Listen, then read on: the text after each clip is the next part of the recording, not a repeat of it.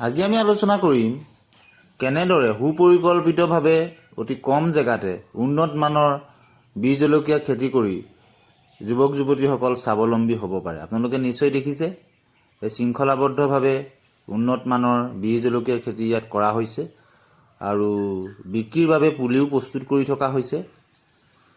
ধুনীয়াকৈ পুলিবিলাক পচাই দেখিছেনে, বিট বনাই লোৱা হৈছে উন্নত মানৰ বীজ জলকীয়া পুলি। গতিকে নাৰ্চাৰীৰ দৰে খুব কম জেগাতে সীমিত সংখ্যকে দেখিছে যথেষ্ট পুলি হৈছে।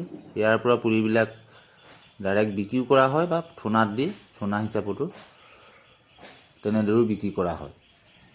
গতিকে কম সংখ্যক জেগাতে এনেদৰে বীজ জলকীয়া পুলি পচাই পেলাই নিজেও ৰুব পাৰে বা বিক্ৰীও কৰিব পাৰে।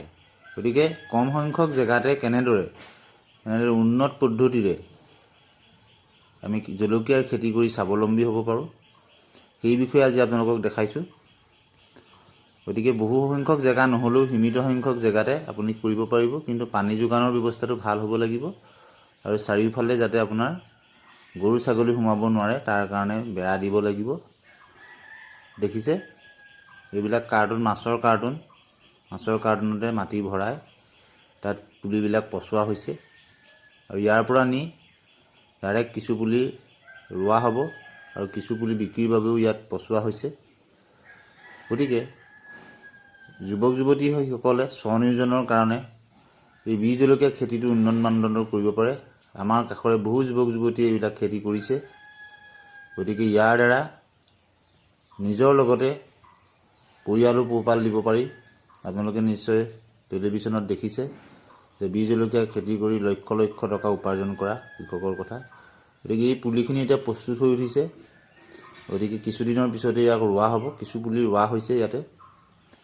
ৰোপণ কৰাৰ পিছত নিয়মীয়াভাৱে ইয়াত ঔষধ পাতি দিব লাগিব যাতে পোক নালাগে। তাৰপিছত সকলো পদ্ধতি জৈৱিকভাৱে কৰিব পাৰিলে বেছি ভাল হয়।